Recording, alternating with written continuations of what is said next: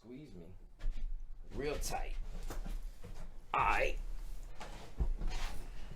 Episode 7 of the Turn Key Kidz podcast is here tonight. And I'd like to welcome my compadres, Mr. O.Verses and Mr. Tommy Khan. Say hello to my little friend.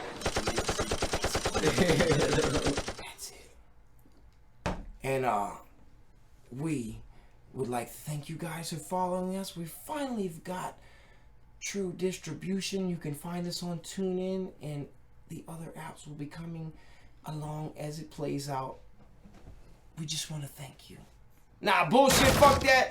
We rocking this bitch right now with our motherfucking song that is going to be our, what they call that shit? Theme song. Theme song. Yeah. You'll hear on every one of the episodes. Turn Key Kid. Which my boy right here next to me, O.Verses, said that he just announced today that we officially the #1 stream song on his Spotify. Yeah. So we broke a record in a very short period of time too, because it took a while for your numbers to, for those other songs to get there. This grew. It hit 1,000 streams in less than 3 days. It ain't been a week yet. No.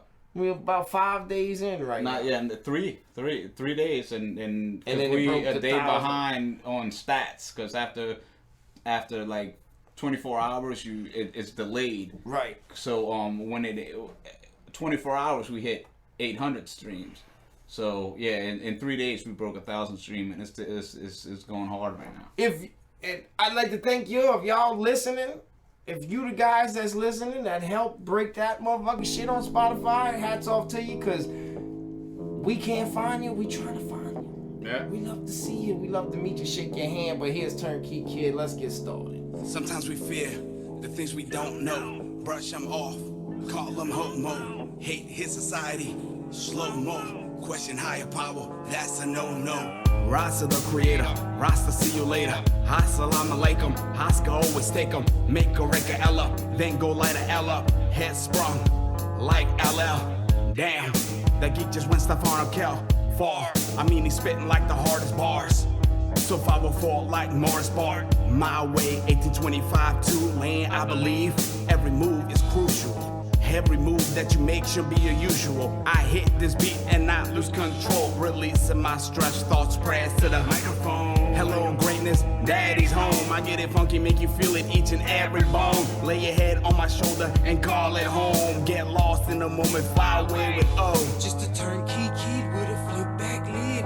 Hip hop rock music playing in the crib. I'm an after school special in there and I get to live. I get to live in there and I get to give.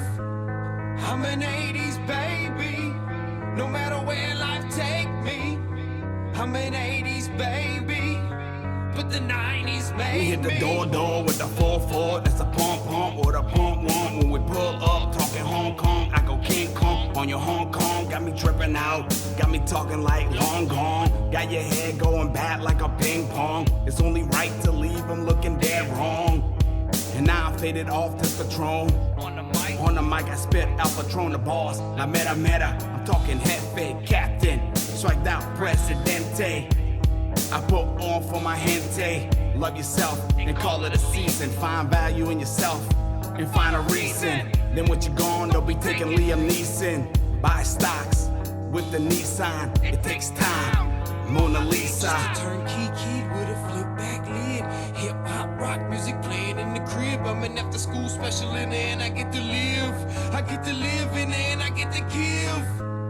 I'm an 80s baby, no matter where life take me. I'm an 80s baby, but the 90s made me. Turnkey Kid with a flip back lid. Well, my boy don't wear hats. No. Not one hat. No. I never realized that. Yeah, no, I can't wear hats. You don't wear hats? No, they like my ears are too like at the top of my head. They don't fit. Can't find no hat that fits. Not one hat. Not one hat. Maybe you could like make like a spacer or something. Tried, can't do it.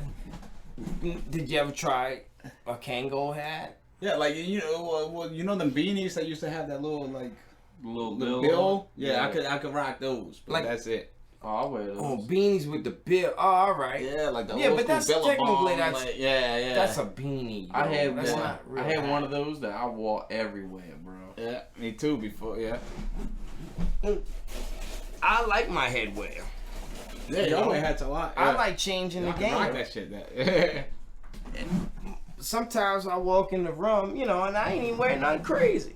I'm just wearing like, different kind of hat, which is a casual hat that's a popular hat. And people be like, well, why you gonna wear that? Cause I feel like it. Like that's, don't look goofy. I think it looks good on me. If I feel like it looks good, it looks good. And I'll keep it a buck when we talk about hats. The flat bill hat that I wore for the video, I don't like it. I don't think it fits me. I just, like you saying, Yes, at right. the top is the color, the combination, right? The structure of my head doesn't fit it. You know what I mean? I like I like the bill to kind of have just a little, just a little bit of curve. Now I got my flat bill hat, a 504 hat that I stun all the time that has a flat bill, but it's just not as big as that one. I don't know what the difference is. I'm trying to figure out those numbers, and I haven't figured that out yet. Is that a 50 cap? I'm not sure. I don't even know what that means because I don't wear hats. Right. Right. Look, we talking hat. Watch this. So this is a flat bill hat. Yeah. This one doesn't look. Yeah, because it's Right. fitted. It's fitted. Yeah. Right. It seems like this right here. Yeah, like right here, it goes. Yeah, the other one's sticking up. Yeah. Now watch this. When I stick this one on, and this is what I said, like y'all was like, yeah, it's straight, but it just didn't look right to me. Like, you see the difference? Yeah. Like, it feels like this one goes almost like it moons, like it crescents. You feel what I'm saying? Yeah. And it's not just because it was the kind of hat you bought, but I mean, this is like a 50 cap, I think, and this is a different number. Yeah. See, I think. Let me see that hat. The part that makes my head look weird is this little curve right here. Right, but it works. It makes my head look weird. But it works for a lot of people though, like that. I think you gotta have the square. hair for it though. You gotta have the head. I think it's the head. I think Yeah, that's you gotta have. I think that's made for big-headed ass right. people. A more rounded head. Yeah. I think works for it. My big head boys. You gotta have a meatball head. But and see, I'm not stuck on one thing. Like, I'll rock this flat bill hat right here, and I'll rock this curved bill right here. You know what I mean? Yeah. Like, so I just, those caps, they don't work. I can't do it. And we talking hats. We went in the whole hat zone. Well, but shout out to Kevin Hart. Hopefully he's got a really good hat on his head right now. Yeah. Positive hat. Because of what happened with the accident. That shit sucks. When I saw it, it reminded me of as bad as the call was, it was like some Paul Walker shit. That's what. Yeah, like that call was. I mean, besides the fire aspect of it, like it was destroyed. I mean, this thing was, the top was gone. It was a muscle car, old school. Like, I mean, this thing was for somebody to walk away with that. Walk away from that, like not injured or like in a bad way, it's crazy. Right, and he wasn't even driving. He let his partner drive the car. Yeah. And he posted a picture of him behind the wheel of it on IG. He actually spun out. You know how you could spin out in place. You know what I mean? Like, he knew, and he was doing that, and then they cut it off. Like, after the accident. Obviously they took it down. Like, we got to take that shit down. Yeah. His people. Yeah. Well, I don't know exactly what he's feeling and saying. I'm just waiting for the bit where he gets to make fun of all the controversy that's surrounded by it. Because the first time I saw it, my old lady sent me a message, and it was saying that he was paralyzed. And his voice box was gone. Yeah. Dang. But supposedly that's bullshit. Yeah, they came out with a report said Right. all that, the injuries did not affect, it was no spinal injuries. So whatever injuries he did have was not, it's not threatening like his ability to walk or talk or anything like that. They said he's gonna be fine with it. But the thing is, like, I've never like, usually you'll have the celebrity come on, or like, through their Instagram, through their thanks for the prayers, I'm good, Right. So if there's nothing wrong with them, why are we not hearing from them? Right. Why are we not seeing them? Right. Why are they not like in the hospital? So it's like, yeah, it's kind of crazy. Right. And his wife, the first statement that I saw that he was alright was his wife was like, he's gonna be fine. It wasn't that big a deal. Blah blah blah blah. Coming from his wife.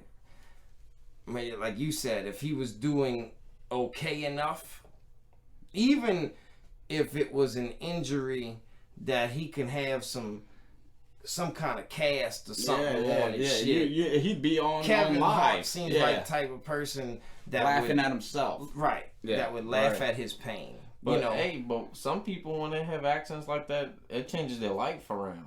Like it might have changed his mindset. Right. But like another thing, who's the guy that got hit in, like, his limo got hit by a Walmart truck? Tracy Morgan. Remember him? Like, he's a comedian too. He got hit like in a Walmart truck, hit him.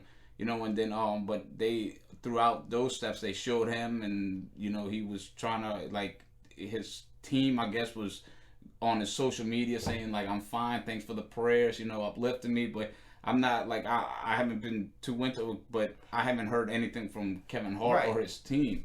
It's kind of maybe like, if y'all ever seen that documentary with the Beatles, or what Paul McCartney got in a car wreck and then kind of like shit was there. So it's like, and then you're getting into the whole, well, is that the real Paul McCartney? Yeah, well,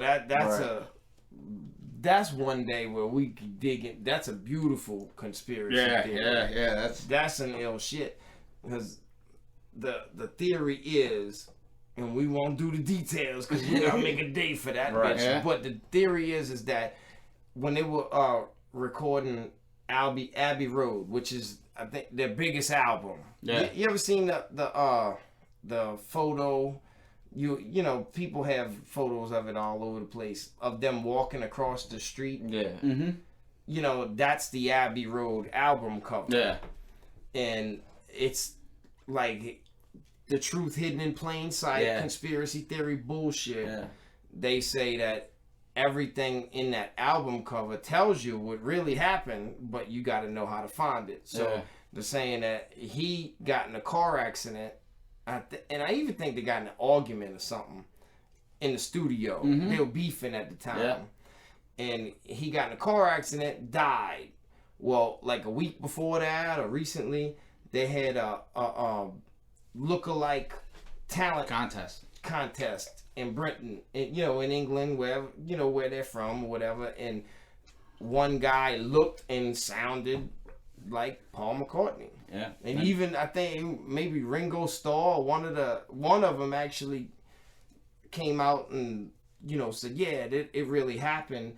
And he looked up, and he actually sung better than Paul. Yeah. And then another cover was the Sgt. Pepper, I think it was, where like it's a whole bunch of stuff, and they're like sitting like in and they got a casket and all kind of. So they said like on all the album covers after that, they put little hints and stuff. So it's a pretty cool documentary to watch, because it's a lot of, it goes deep. It's a lot of details. They say, like we have the CIA in America. Britain has their own intelligence agency. Yeah, the M5 and M15, MI6. Yeah, right. Something like And they were partly behind it. And they said because they didn't want people committing suicide. Right, to go nuts. Yeah, you know how big the Beatles were. Motherfuckers were passing out. Like, just to be in their aura, just to have being within that radius, that force field. I mean, then people would get crazy. So they were worried about an outrage.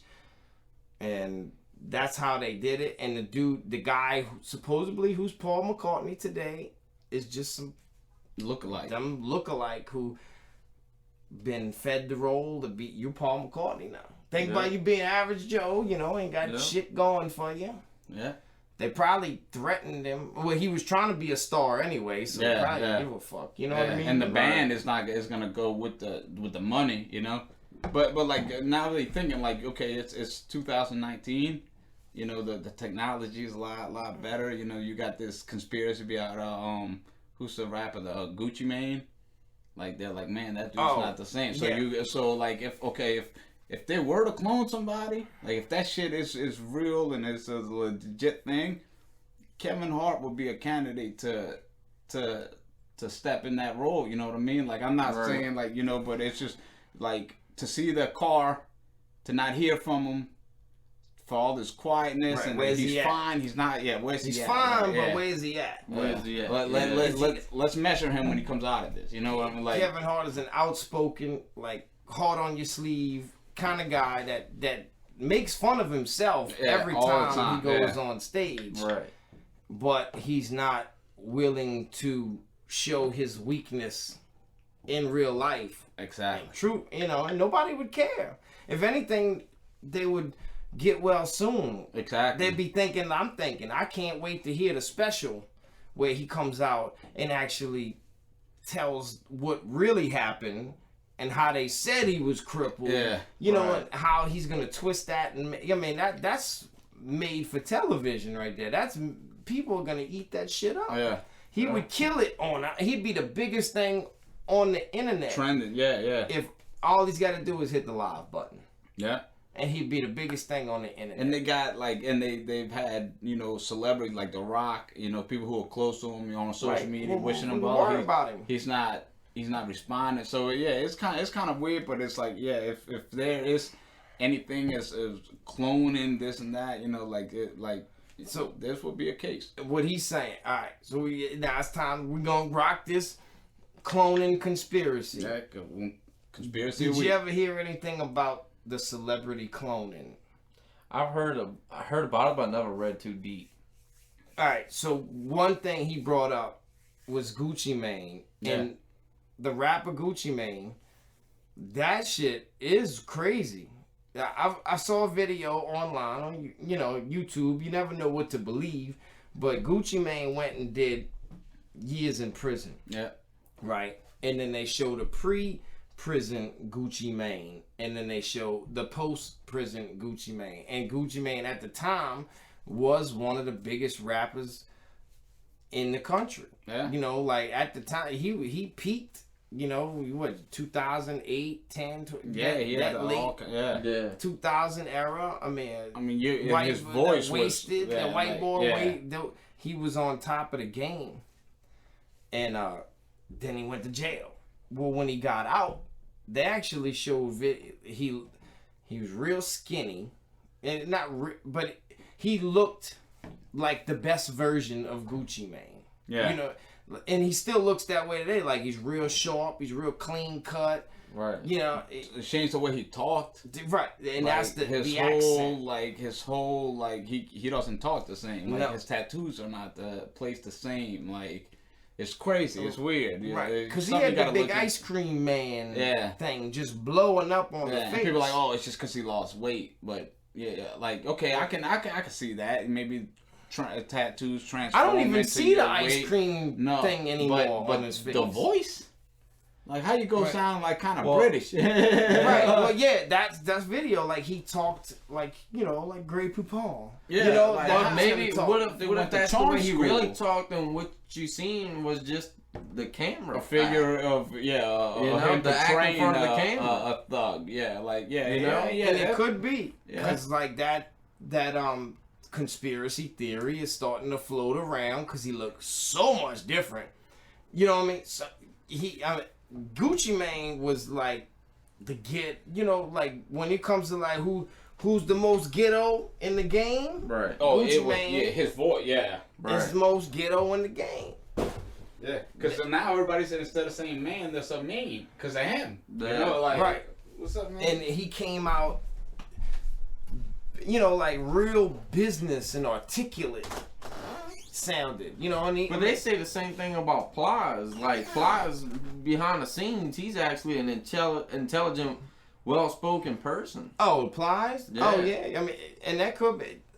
thing about Plies is he wasn't as big as Gucci Mane. Like he had his run for a short period of time, so he's not as followed, as Gucci Mane is. Like Gucci Mane is actually, from what I understand, he's still making, like he's got new music coming out. You don't really hear nothing about Plies as much, but they're using one example of a clone.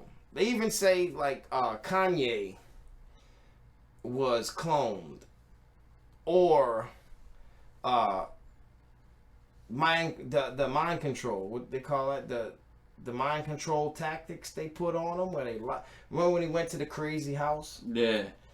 And they actually said that he went nuts, and they put in there, and he, just to give him, he locked himself up technically, you know what I mean? But really what it was is them locking him up because he was starting to come clean on, the whole mind control that they're doing over the industry, and he started to freak out and leak this out. I'm talking about Kanye. Yeah. Like Kanye was another supposed victim of this. And when he went to a crazy, like I said, he went to a crazy house. They're saying that he didn't go to a crazy house. They put his ass back in there to do like the Get Out shit. The movie Get Out? Sunken place. Where they send him to the sunken place. And this is before Get Out came out that they were saying this. That they actually, tried to reprogram him because he was starting to, release truth. Get through conscience. Right. And now, a lot of people say now that he's doing the MAGA thing and this and that and the other, that he's going, it didn't work. Like his mind's, whatever shock value they gave to him ain't working anymore, and he's starting to come out again, and that's his way of showing the world that he's, they can't control me just by wearing the MAGA hat and doing the whole Trump thing. And then they making him look like crazy. Like that we're gonna spin this, and this dude is just crazy. But when you listen to what he says, if you really, he might come across the wrong way, but if you listen to what he's saying, to what he's trying to say, to his point, it makes sense. Like he says, he in one of his songs, he said, "I'll be thinking like George Jetson, but coming off like George Jefferson. He's thinking futuristic, but he can't articulate himself, and no matter how he gets his point across, the media's gonna turn it around. Right. Be like, this dude's crazy. They always do. And look, bro, dude says some off the wall shit at times. Yeah. But it's never really as offensive as what the media, plays it out to be. Yeah. They'll twist something. They won't even let him finish. You understand what I'm saying? Right. Like the TMZ thing where he talked about the slavery. Yeah. When he said it was a choice. Yeah. Right. Slavery was a choice. Right. They're like, well, how can he say that? He's turning. But what he meant was, we have, and what he explained, he's like, okay, we outnumber them.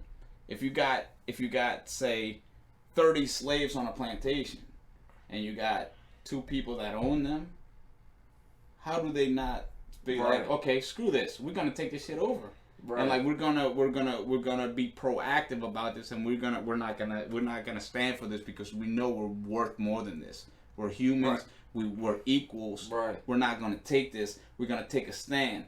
He was saying more. He was trying to guide it more towards like a Martin Luther King, he's trying to put it into perspective. Yeah. And then people are like, oh my God, this is why. Yeah. I'm like, man, y'all gotta understand him. Man. And it's no different. And what he's saying is that it's programming. They choose to be a slave because they had no choice, that they didn't have to be one. Yeah. They didn't understand the numbers. I saw a meme the other day on Facebook, and it was a horse tied up to a chair. You know, like and we wouldn't move because he Right. Right. I seen and it's basically saying like the chains that's on that makes you feel trapped is more mental than physical. Right. You know, because you don't know the difference. Yeah, well, that's an accurate timer right there that he had placed on. Well, when we get into the cloning, so yeah, the conspiracy is that, all right, so they'll take celebrities and clone them. Like, remember when Britney Spears had her crazy streak? Yeah, her breakdown, her You know what I'm shaking saying? her head Breakdown, and When she shit was like shaking her that. hair and like, everything. Yeah, Right. umbrellas through cars. Yeah. It was a sign to lock her ass up and clone her, or maybe that was the clone fucking going cuckoo. Yeah. Because they have these cloning stations. There's a guy, I can go look it up on my phone, but there's a guy who supposedly says that his his father was one of the doctors that invented clothing and was in the secret society, and they'll use their own seeds to run tests on them because they don't care about the greater goal is like, well, we need to try this on a kid, you know what I mean, or whatever. Right. So they'll snoop up, well, shit, I just spit one out, fuck him, you know what I mean, like, well, let's use him. Well, he's saying that he says that all these celebrities that have these crazy breakdowns and shit are cloned. They're all cloned. And it's to push an agenda because you're gonna follow your idol. Right. So we clone the idol and get the idol to do what we want to push the agendas that we want. The masses are gonna follow because they ain't gonna listen to us. We some old ass, dirty, crooked politicians. Right. But we can reverse psychology, the mass media, by getting their idols to say what we want them to say. And we're not saying like it's ever like Bam Margera isn't a fucking clone. Like he's just but it's like if people as influential as Kevin Hart, that's everywhere. That's Britney Spears, that Paul McCartney. I mean, like icons, like for a whole generation. Everybody knows Kevin Hart. Everybody knows who Kevin Hart is. Even I mean, they run a human cloning campaign on Michael Jackson. Everybody. Yeah. Hold on, watch. That's when we're gonna have to. This is the guy's name. Hold on, let me find his ass. And they actually, the robots, and how they're worried about artificial intelligence, right? Yeah. Well, that is the robot. Like the cloning is the robots it's already exists. They're gonna take over. Yeah. And B.O.B., rapper B.O.B., he puts on a big show for it. This guy actually says that he was with B.O.B. in the cloning station, but B.O.B. don't remember it. So a lot of the stuff that this dude's, but he's the most famous cloning whistleblower name, right? Whistleblower there is.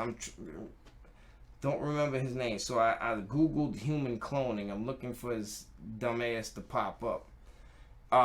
For instance, another guy who I'd never heard any of his fucking music. He looks like a mumble rapper, but he was on Vlad. Kid Boo says he's a second generation clone that escaped from cloning. I think that like he. It sounds like a publicity stunt. I think that was a publicity stunt, but I think like he did his research on that shit. When people who he looks like Tekashi 6ix9ine, right, and he talks like a fucking robot and shit. Right, he like it's almost as if he played played the part to get, because nobody gives a fuck. Yeah, I ain't never exactly. heard this dude's music. No. This is the first time I'm ever hearing of him. Yeah. But if cloning's a real thing and he would like, they're not gonna allow that shit to go on an interview. You know? Right. If they can control him, they're gonna control the interview. Here's another crazy fact that his name, this guy I'm talking about, was all over human cloning when I searched for it, and now I can't find this motherfucker. I cannot find this guy anywhere. His name always popped up. Yeah. Nah, he disappeared. But Yeah, man. If you think they're not in your phone, they in your phone. Like I went from, remember like yesterday I sent y'all a thing on my album, had somebody else on my shit, and then I told y'all about it, complained to y'all about it. I didn't complain to YouTube about it, and today it's fixed. Yep. Like how? You know what I mean? Like how They did that shit doing happen? something, dude. Something's going on. I mean, these phones are a gateway. You know, like it's like we were talking about. The hippies been Zuckerberg, warning us of this device since the 70s, and we can't put it down. Yeah, And we can't put it down. the hippies been warning us of this shit, man. Hippies had it right. And guess what? The government laid hippies as Crazy. dopehead, crazy little people. Yeah. Yeah. right. Yeah. And all they wanted was peace, love. That's it. Peace and love. What was wrong with the hippies, man? We don't want to go to war. They listened to good music. They was all about peace. We don't want to go to war. Yeah. Only thing that was weird was they didn't wear shoes, but that's it. That's it. One of the biggest artists that they say has been cloned, Avril Lavigne, Taylor Swift. Here we go. We got a P Diddy, Puff Daddy clone Beyonce. And the list goes on and on of. Yeah, because Beyonce went from good girl to like Dave Chappelle, you know, which I don't believe. Nah, that's a clone that If went he wrong. is, they did a really good job of fooling us, you know, going forward because he didn't change. but yeah, the cloning thing started in the mid '90s. I think was the first time that they said they cloned a sheep. It was the first clone that they made. So when you get into, you know, media and government, that you feel like, all right, if you're willing to tell me this now in the mid '90s, that means you've been on to this shit. 20 years You know, before this. like, right. yeah, right, like at least 20 years before. Yeah. So where we're at in, you know, where's their true technology? Because things like this can help you take over the world. Cloning, you know, so you're not gonna. If they're telling the public they clone a sheep, they clone 17 humans. You know what I mean? Yeah. Like if they if you look at the flat screen TV, people are like, oh man, no, the military had that shit way before us. Drones way before us. Like and I know it's like we're sitting there harping on, oh, the government's bad, the government, but it's like, man, like these people have so much power, and they got the resource to do anything they want. Right. And when you think about like what he was saying, like nobody's gonna listen to somebody that's 70 years old get on the mic and be like, look, this is what you gotta do, this is how you gotta act, this is what you gotta buy, this is what you gotta. But celebrities, people follow them. You know, like I'm a big Kanye fan. I'm a big, you know, Beyonce fan.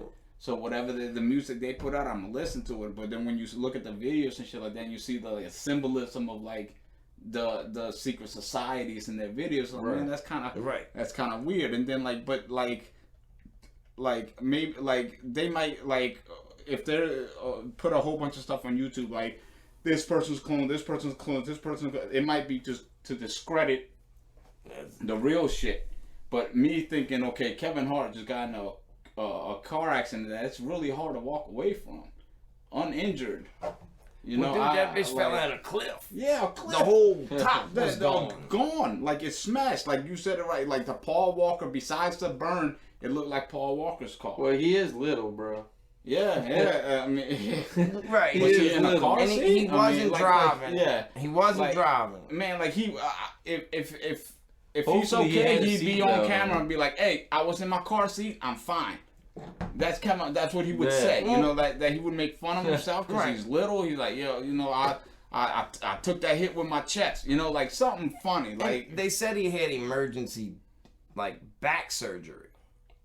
Yeah. The original report was he got in an accident and walked to his house.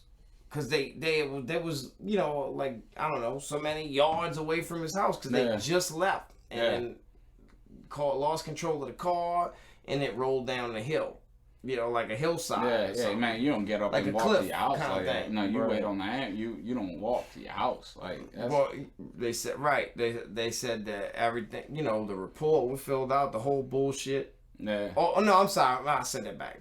He like went to his house to notify authorities, so like nobody knew. He got out and did the work. That's what they. That's they wild. said. Like, where's the cell phone? Why can't Now you this know come what I right. mean? Yeah. Well, you don't know. I mean, the car flip off a cliff, Yeah, bro. yeah. I mean, You don't know yeah, where you your could do head's some at, crazy. Yeah, I where mean, your you, phone's at. yeah. I mean, it's plausible, Right. but it's You like, could twist that shit. I mean, Yeah. you can have an excuse for everything at that point Yeah. because all facts, you know, like all logic goes out the window after you roll down a fucking cliff. Yeah, You yeah. know? Well, You just think what'll be on your feet if you can get on your feet. You so know, and like, what he's trickling back to is that he's saying that there's a possibility that this is a bunch of bullshit, and they're locking this man up to fucking clone him, or you know, or his clone might have lost his fucking mind. You know, because and just recently the Oscars, like his controversy was over the Oscars. Remember, he said some bullshit. He was supposed to host the Oscars. yeah, We're gonna talk about political correctness, but this was one of the things. Like he had actually made some homophobic jokes years before he got invited to do the Oscars. The shit, you know, obviously the whoever gives a fuck about that, you know, got pissed off because he was getting the Oscars and went public with these things that were already, yeah, you know, yeah. already visible. Yeah, If you wanted to find them, they just brought it to light. right? They just brought it to the forefront, Yeah. right? Wow. And so he actually went and apologized, and he's like, "I'm not the same guy I was in 2011 Yeah. that I am in whatever, you know." So to say, I don't know what year it was, but I'm just putting it in perspective. Like I wasn't the same guy I was at that time. Well, I apologize about it, but you know, it's jokes. I mean, Yeah, he's a comedian. right? A comedian. Yeah, you a can't comedian take nothing. should- a comedian shouldn't be And No. forced to, you know. Everything he says while on the stage should be just taken as art. we'll Yeah. keep on.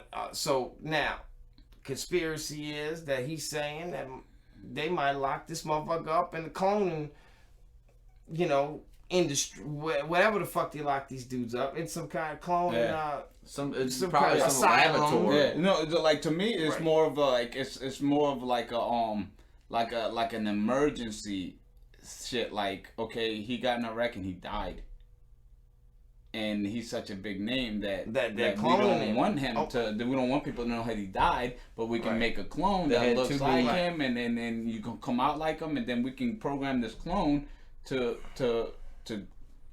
bring out our orders. He You know, didn't kinda carry- like he didn't the carry out his Paul- task Paul yet. McCartney, Right. because Kevin Hart is the biggest name in comedy. Right, he's the biggest comedian right now. Yeah. I mean, Dave Chappelle's right behind him. Yeah. But yeah, like you're saying, you're right. I twisted your fucking word. I just said some bullshit. That I was gonna say. This is why he's saying it when really Right. he got a great point. Homeboy died in an accident, but he ain't ready to go yet. Like we're not ready for him to leave his message. Yeah, oh yeah, we got movies with him Now- coming out. We right. got specials listed. We got promotions. It's Kevin Right Hart. now we can Right. actually use him exactly how we want to use his ass Yeah. now. Yeah. Well, so this is this guy's name. I found it. His name's Donald Marshall. Now we're getting into human cloning. A former Illuminati insider turned internet whistleblower. We came across in he detailed his first-hand accounts with a powerful global organization known as Illuminati. He describes their secret involvement in such criminal acts as murder, kidnapping, torture, rape, child abuse, and child exploitation. You know, and I didn't read this, but, you know, not to mention Jeffrey Epstein. Yeah. Yeah. As a victim himself of the Illuminati, Marshall details his own experiences of torture, kidnapping, and abuse at the hands of this large global conspiracy, reaching shocking levels of depravity. I'm sorry. No, fucking sorry. I'm not a great reader. Marshall exposes many major Illuminati political players such as Queen Elizabeth, her husband Philip, Duke of Edinburgh, Prince Charles, and Russian President Vladimir Putin. You know what I'm saying? Oh, it's always the Russians. Russians. But his name is Donald Marshall. Look him up. It would take hours for me to tell his story, but he actually said that. I mean, he went as far Kurt Cobain, Michael Jackson. He's, you know, and that's why I kind of discredit this guy. To my information, like, say he's full of bullshit because it was just like really extreme stuff, and then you can always find a way to twist it around. Like B.O.B. is saying that human cloning is real. You know what I'm saying? Like B.O.B. is saying this shit goes down. It's for real. Yeah. This dude's saying that, yeah, I'll you know, he's right. Everything B.O.B. saying is right. I was in the facility with him, but he don't remember me because he's still, you know, like, because your memory's all fucked. It fucks your memory up. You know what I mean? Yeah, like, he wasn't in there. So that's why I don't really believe But B.O.B. him. is so, like, he's on some conscious shit. Like, that's why he's not on the radio. Like, after the song, like, Airplanes came out, like, his music was really, like Lupe Fiasco. Right. You know, so people were like, no. Right, he had a lot of spoken word. Yeah, no, give me Tekashi 6ix9ine. And like a lot of things I was telling Celeste today, I was like, man, like everybody who I'm interacting with that's in hip hop, these are some of the smartest guys I've ever met in my life. Like you, like all the, like Clyde, like when I talk to y'all are very smart intellectuals. They don't put that on the radio. No. They want to discredit the genre and make it blah blah blah, like this mumble bullshit, because rap is information. Rap was always information. Right. It was spoken word information telling you what's really going on. They didn't like that shit. Right. Like Tupac, Biggie, y'all can think, it's a gang on gang violence. Case closed. Nah, we're gonna do a podcast about that. You know, dig into that. That's a whole nother story. But if it is right, like you're saying, if it is genius for them to do that, because they actually let it. They let the spoken word become corporate. Exactly. From in the beginning. Yeah. They let it, and then they found a way to slowly turn it into to scrap it, be like, okay, all these rappers are, you can group them into this group, not knowing like the real hip hop artists, the real or smart people, like you got to educate them to put these words in your song. You got to be educated, like. And I mean, and that's what was great about hip hop to begin with, is because it lets you, it made learning fun. Yeah. Let's put it this way, because you know when you're doing in school, a teacher always wants to find a way to make learning fun. Yeah. You know how to engage your audience and know how to deal with what you did, rather than just teaching it to them. Yeah. Right out the textbook. How can I make this creative for them to learn? I mean, to take it like hip hop taught me the language. Like I moved here from Honduras when I was 5 years old. I didn't learn what I learned now from my teachers. I learned American language from like Tupac. English, right? From Tupac. Tupac taught me. Tupac raised me. Like I got an album called "Raised on Pac." Like that shit's serious. Like hip hop raised me. Like it taught me how to speak English to where I don't like people don't even understand. Like this isn't my first language, and I don't even know how to speak Spanish anymore, just because hip hop for me, and it wasn't because my teacher. It wasn't with my kindergarten teacher, my first grade teacher. I can't even remember their names. Right. But it taught me how to speak the language. Yep. Right. You know, Information. You know, your family knows coming here. You don't need Spanish Yeah. anymore. You Yeah. know, you need English. Yeah. This is how we're gonna succeed where we're at. Yeah. You know? Right. And it's been, you know, weaned out of my family. But when we get into hip hop, like you're talking about, that's exactly where we're going. That's how influential hip hop was for you, and that's how influential the entire entertainment industry is on, you know, everybody. The Like, world. Yeah. I could say something and tell you that this is facts. You ain't gonna believe me, but if The Rock turns around and says everything I got to say word for word, you know, it's all ears. You know what I mean? Like that's because and that's why cloning works for the elite. Yeah.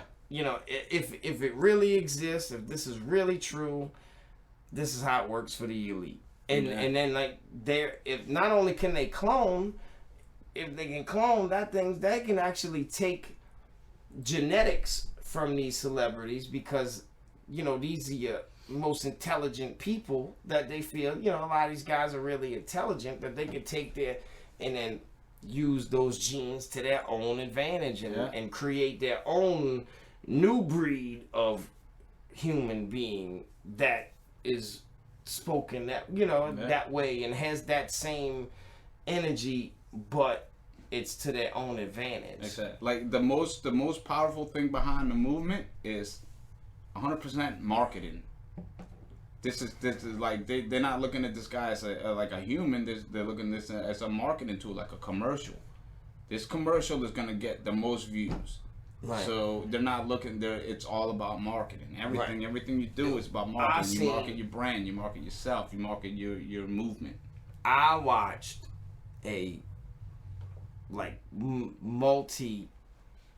I was like 30 something videos. This guy's still doing it. It's YouTube, so it's everybody's take on in their perspective, doing their own investigation, and that's what's beautiful about these topics that we talk about, because, you know, hey, it might sound like some crazy and it might be all bullshit, but we're taking information that is gathered out there the same way CNN tells us some information, the same way Fox tells us some information, and we're making our own adjustment and assessment on all of it. Unbiased. This dude actually did some studying, and he saying that Tupac is a clone, and was basically created in a lab. You know what I'm saying? And to influence the public to get where we're at today, like, you know, that community. Yeah. That's how. Not, they're not like, oh, hip hop, let's manipulate it. Like, they're like, wait, that far ahead of the ball game. Yeah. You know what I mean? Now hip hop was created in Brooklyn, but he was born during the Black Panther era. Like, His mom was a activist. Black Panther. Yeah. He was an active, you know, and then he grew up as this activist. So they used him to turn the Black Panthers on themselves, I guess, and kind of make it that, you know, like to kill the ghetto, you know, like to kill themselves. It push people to inflict themselves with bullshit, and inflict themselves with harm, and manipulate the public to control them, to turn them from revolutionaries to gangsters. Yeah. You know, and yeah, like the thug life image, like, right. And a lot of people don't understand, like what he said, that's an acronym. Thug life. The hate you give infants fucks everybody. The hate you give little infants fucks everyone. Right. You know, and it's like like he was in I'm sorry, he was a CIA operative. Like that's, you know, like he was basically used by the CIA to push their agenda that they wanted pushed on the public. Like you're like pretty much, like you said, they 2 steps ahead of us. Right. That they guiding us to think. Yeah, I mean, yeah, like anything's possible. And he like if you research Tupac, if you looked into his life, he was the furthest thing from thug. The dude went to art school. Like Right, he was an actor. He did what he needed to do to sell records because he knew what would sell. But he was one of the, like, if you listen to him talk, he actually sounded more like somebody could tell me he's gay rather than he's ghetto. Well, you know what I mean? Like because he was articulate. He was, had an interview with him like fresh out of high school, and he was talking like. Right. I mean, everybody probably seen this interview, like, well, some of the old interview where he had the flat top with the like line cut in it. That was actually something that was brought up because him being gay, like, that's another conspiracy that he, like his mannerisms. If you watch his mannerisms in that video based on his mannerisms right before his death, it was two different mannerisms. It was not the same guy. Like some of his hand movements. Yeah, like that. Just Yeah, a little the too way feminine. He was talking, right. Like, I was like, man, this is kind of weird. Yeah. Like he was really, like Didn't on the have other side of the fence. Yeah, didn't have kids, didn't have really like groupies hanging around. That's why, like, when he went to jail for being in a hotel room with somebody, and he's like, man, I didn't do that shit. That's he a got warning set shot. up. Like. Right, he got set up because he don't like women anyway, which I think. But he couldn't have said that. No. I think it's a bunch of bullshit. The dude. Yeah, I think he's he's a player. The shit that happened in that room, I couldn't tell you with the rape case or whatever. Yeah. I'm not gonna speak on that. But yeah, I don't think him being feminine in that regard. I mean, even let's say even if he was bisexual, I'm putting it out there. Even if he was I can say he was bisexual. If anything, but there ain't no way he wasn't hitting no pussy. Nah. You know what I mean?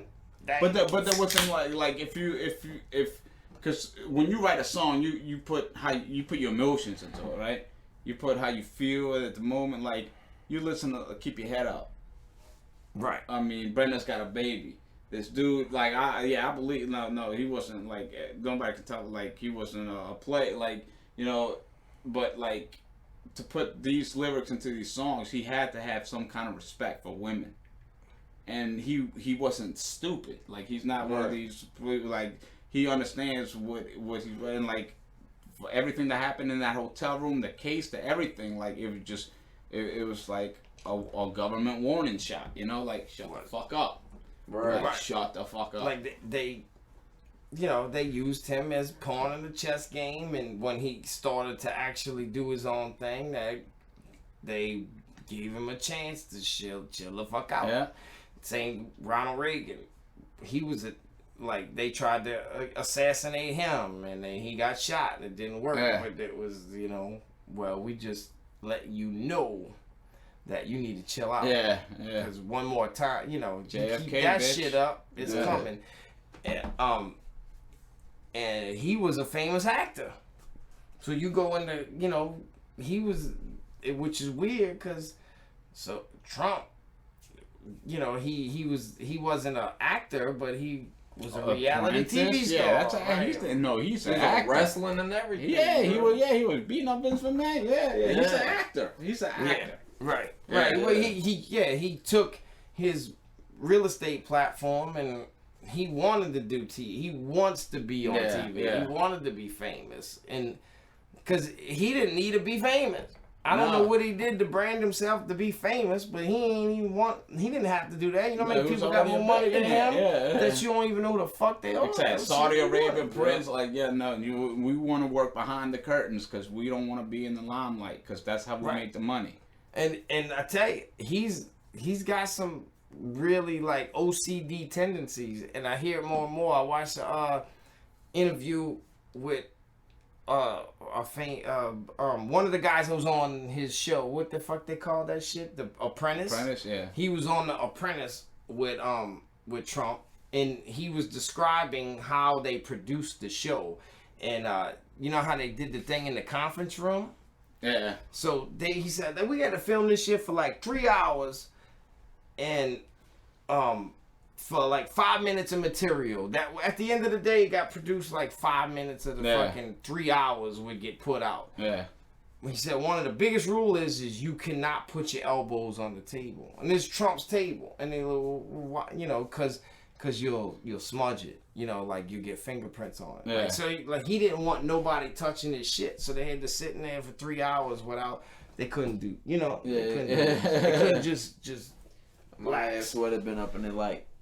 Yeah, like 2 hours. Look, Just to see what he does. But is he a clone? Your boy, famous black actor, old guy, Morgan Freeman? No, why? Fine. He said that Trump is a clone. He said Trump, when you see the different ties, when he's wearing the blue tie, one Trump, and when he's wearing this other tie, that's the clone. You know, like he separated the blue and the red. It's a trip. Yeah, that's great. But he's a legit famous actor, and he went out with the conspiracy theories toward the end of his life, and he talked a lot of shit. I had to dig up his name. It can be a real thing. At the end of the day, human cloning could be real. I don't know how real it is. I feel like they're using entertainers to push agendas. Yeah. But I don't know if it's the real. Yeah. Whether it be them using entertainers like, and the entertainers know about it and just go along with it for the pay, or if they're clone, like we'll never know. You know, we'll never know. But if they cloning, bro, then you gotta think they're gonna build a fucking clone army, huh? Yeah. I mean, it's like the robots, the iRobot shit. Like, let's see what his name. Nope, he didn't show up. You know they gonna hide that. Yeah, and tomorrow when you pop up your YouTube, it's gonna be your first. And it's our fault. Did the homework, but while we're talking about human cloning conspiracies, I'm gonna go into. We ain't even go the conspiracy route, but when this hurricane happened, it is the 14th anniversary of Hurricane Katrina. When the hurricane happened, they were saying, you know, that's when the weather, the heart thing came out, right, and it was a conspiracy that they created Hurricane Katrina to destroy New Orleans. It was like a terrorist attack. Yeah, like a 9/11. Dude, that's crazy. Because, I mean, we're like, it's not like we sat here and be like, look, we're going to say HARP at the same time. Right. You know what I mean? But you knew the word HARP. But that's what I was getting at. That, and it wasn't America. And we're not going to conspiracy. We just want to talk about hurricane. But I want to say it in some foul shit. That, the Chinese, what they call that? The KGP or KGB. Yeah. Created a weather machine to create Hurricane Katrina or was it Japan? As retaliation for Hiroshima and Nagasaki. It was the Japanese KGB. That was a conspiracy at the time, that Hurricane Katrina. Oh shit! I never heard that, but yeah, I mean it's a possibility. Everything is plausible. Like it really is. It really is. Like it, you know, like I've seen somebody like saying, okay, well, like a hurricane, you know, it's saying, okay, well, it's hitting warm water. We have a Navy. Why not, like, you know, try to direct that shit another way with like wind force or drop ice in the fucking water, something like, you know, like they've already they've already came out public and say that they can create, you know, precipitation. Yeah, they can create Mother Nature. And can create moisture. But like to that magnitude, that's what we say, you know. I don't know. I think they did something because I mean these storms seems to be struggling to get on land lately. Yeah. Look at Barry and look at Dorian. Look what happened with Dorian. That thing's still spinning, huh? Like, Yeah, but it we didn't have go, and then it go on land in Florida like they said it was going to. Miami's a big, Miami's money pit. So what's stopping these stones from coming onto the mainland? Let me just tell you, I'm in a family of fishermen, right? All right. So I asked my uncle about it, talked to him there, like, because I don't really, I saw they had the tropical storm or depression or tropical in the Gulf, right? Yeah. So as soon as something builds up, they like do they build it up, right? They start getting you them notifications and blah, blah, blah, blah. Well, I got the news. You know what pissing me off about the notification? I got the Fox 8 app on my phone, so I try to click in the motherfucker, and it don't tell me right away. It makes you want to click in. You got to click in, and then it want to send you to Facebook or that channel, and you got to watch commercials. Oh, man, fuck that. I ain't got time for that shit. So I didn't even look at it. But anyway, I asked him about it today. Fisherman background. He said, nah, that it ain't, that we have a west wind, and that's why these storms ain't coming that way, because it's pushing everything. It's keeping it all away from us. Yeah. Like we get this west wind and it just pushes it away. See, that's these perfect. When you talk about perfect storms, you gotta control the weather in a certain way to make it push and pull and. But that shit, Freeport, Bahamas, like it devastated that. I heard it fucked up the Bahamas. I seen videos of people on second story and the water's there, like coming through, it was worse than Katrina. I seen one woman, like, I couldn't even finish watching it. The roof was blown off her apartment complex. The water was coming up, and she had her daughter right there, like praying and like asking for help. I couldn't even watch it. I don't know much about the Bahamas. When you hear about the Bahamas, you just think of that vacation site. Yeah. Do they have poverty in the Bahamas, or is that just rich folk? No, I think it's a lot of poverty, like, built in with a vacation spot. Because it's beautiful, but the people who like actually live in there, it's poverty. Right. They probably make a living off the tourism. Yeah. But is the Bahamas? They're not like Puerto Rico, where they're an extension of, they're an extension of America. I don't think so, and I don't think the infrastructure is as strong to handle shit like that. You know what I mean? Like, I think they're kind of like on their own. Right, but they're not owned by America. Like, you know what I mean? Like, they're not part of America. Like, Puerto Rico is. An American province, I think, what they call it. I don't think, it's not like Hawaii and Alaska was, and then they turned those into official states. Like, Puerto Rico's not a state, but America runs the show. Yeah. No, I don't think so, because we're not rushing with aid. So we're close, not giving. right? Yeah, but like I've seen a report today on Facebook that I shared that they had a guy buy 100 generators just to be able to send it over there. So our government isn't doing nothing to help them. So I can't see us being a part of it. You always dude, like my dream, my passion is to, like, how some people, where you want to live, like, where would you love to retire, where you want to be at. I love beach water, like, I'm a summertime guy, you know what I mean? Like, I could live there 24/7. Like, that's where I want to be. Yeah. So, a place like that, Hawaii, place like that. I'm more of a cool type person. Right. So you like, you like mountains, secluded mountain, like area. fall type weather. That's what I like. Right. So that's what I mean. Like, you're more of a Colorado guy. Yeah. Right. Well, which I could do Colorado too, but I'm more of let's put it this way. I would rather be on that side the country, like on the west side of the country, like Pacific, you know what I mean? Yeah, like on the water, Instead of being on the mountains, like Colorado, cool. I mean, I'd rather be on the beach 12 months out the year. I hate sand. That's why I really don't care for the beach. Sand is a bitch. I hate sand. I hate the feel of it. I hate walking on the shit. I just hate sand, it gets bro. hot. I hate sand. Well, I like that beach. I don't know. I'm a beach guy. Like, sand sucks, but It may be because I don't spend enough time out there like I would want to, and then really get tired of sand. But I'd rather be on the beach than be in the mountains. Yeah, this ain't gonna say that when the water levels come up. Well, that's what I'm saying, and that's what I'm getting at. That shit makes you not like, damn, it's too good to be true. Yeah. Because you're gonna get fucked up. And then even California, beautiful weather. You know, and the earthquake. That one earthquake right across the San Andreas fucking plate.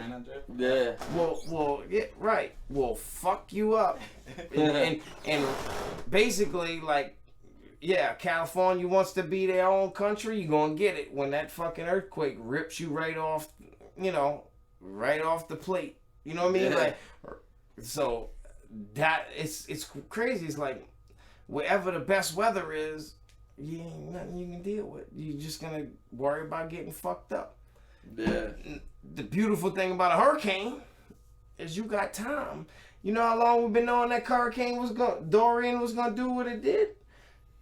For about a good week and a half. Easy. Yeah. So you got time to prepare. Earthquake, California, beautiful weather. That shit's just gonna happen. You're gonna be chilling, laying in your bed sleeping. Right. And it's just the shit just starts shaking. So that's scary. You know, like, motherfucker, think about it. We sitting here right now and everything start fucking rattling and shaking off the walls. You think you're gonna, we all gonna die today. Like, it's over. Yeah. Because you can't stop. You know what I mean? You can't stop that shit from happening. You can't just, everybody chill. You know, stop. No. It's gonna shake and rattle, and you don't know how bad the rattle is until it's too late. And then the aftershocks. Yeah. You don't know how many of them some bitches you gonna get. The tsunamis. One thing was the Philippines. You know, when they had the bad tsunamis. All a tsunami is an earthquake in the middle of the ocean where the fucking water just finishes, it's got to go somewhere. You just rattled the ocean. Yeah. And dude, the water is a beast, dude. People don't respect the water like they should. Well, Tommy, fucking rafting bitches. My boy Tommy respects the water because you've been through the rooftop. I've been through that. Yeah. Like, I don't know how. I know people who died. The same hurricane, same thing, like that didn't make it, that ain't able to sit here and tell that story of how they were able to kick themselves through the roof. Yeah, I got pictures of it, man. When Katrina came, dude, it was crazy how it happened, because that weekend we wasn't really thinking of it. I was hanging out with my friends. We went to Six Flags that weekend. Yeah. Me, my buddy Chris and his brother Kevin. And dude, it's like then when it came, we was like, yeah, whatever, we'll be back to school. Before you know it, I didn't even want to leave because that weekend I was supposed to go out. I had plans with my friends to go out, and I was like, we gotta go. Right. Man, I'm 20 years old. I don't need to go. Like, okay, fine, I need to go. I'm gonna take just a little bit of clothes. This is stupid. Right. Lost everything. It's and life just flipped upside down.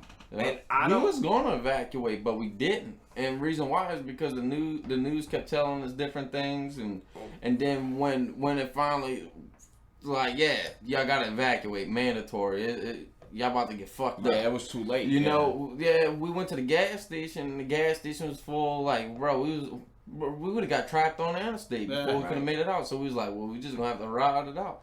So we pretty much did what we can do, stacked up on food and water, and get ready to ride it out. And the thing about Katrina is how it happened. It's like the storm was over, right, when it happened. So my dad was a fireman down here in St. Bernard, and I remember him calling and be like, it's over, it's fine, it's like the storm's over, y'all could probably come back in a day or two, right? And then like a few hours on the news. We turn on the news and it's underwater. Yeah. And we couldn't get in touch with my dad. Cell phones weren't work. What the fuck is going on? I just talked to my dad 2 hours. What the fuck is going on? The city's on the wall. That was like everything changed. You know, like you seen like then to be. I remember like how I felt just seeing that on TV, but if I was in it, in the action, like having to, dude, I don't even know if my brain would process to be like, you have to get something and bust through your roof. You know, get like so like how do you know like your roof is gonna come down like that? You know what I mean? Like you're gonna be able to open your roof. Like you were in survival mode. You know what I mean? Right. Like I don't know. Like I would probably try to go outside and attempt to like swim but the tide would have taken me. You know, I'm not built for that kind of shit. Right. Yeah, and like, you don't know like what you would have did. Yeah. You saying that now, but to you understand. Yeah. It's survival instinct kicked in. You understand water. Yeah. You see it coming. You know, you can kind of have a judgment on how your this brain's shit's gonna coming. And nobody knew. Like when I didn't even pay attention to that storm. Like I wasn't even paying attention to that motherfucker. My mom called me on Saturday morning, and I was working with my family. You know. In the oyster business, we had, my grandfather owned the oyster business. On the weekend. Well, my grandfather, he ran the boat, and we had a storm that occurred in like July, and it was a weak storm. It wasn't bad, but it made everybody, what they do is in the Violet Canal. You know where the Violet Canal is? Yeah. You know how they have locks inside the Violet Canal. So a lot of fishermen down the road will put their boats inside the Violet Canal. Mm-hmm. Well, he just kept it in there. So we had to move them, and that's what I'm saying. I would have sensed the scare being how they would have did it, cause I don't give a fuck about the storm. Like I'm still young. I don't care. Like whatever. My daughter was 1, and 1.5 at the time. It was my first kid. Well, my mom calls me Saturday morning, like, what are you gonna do? I'm like, what do you mean what I'm gonna do? Oh, that storm's coming. They're saying it's coming here. I don't know. Like, what we always do for hurricanes. Right. You know what I'm saying? Have a party. Yeah. Right. That's right. Just stay home. This is different. This is different. And we were always raised on the story about Hurricane Betsy. So everybody starts talking that talk like this is the one. Yeah, shout out Bob Breck. Yeah. Right. We always talk about that one. Well, this is the one. And after she had that conversation, I mean, that's where it went from then on out. Like, what the hell are we gonna do? Like, even my grandpa was like, man, I ain't worried about that fucking storm. I mean, fuck that storm. My boats are where they need to be, man. I'm chilling. Like, they had to talk him into leaving. And this was, like, I think that media-wise, like, you know how now it's like they hype it, that shit up. Like, for ratings. Back then, it wasn't about that. Like, it was like, this shit is serious. Right. Like, we never said serious shit before. Like, you need to get out.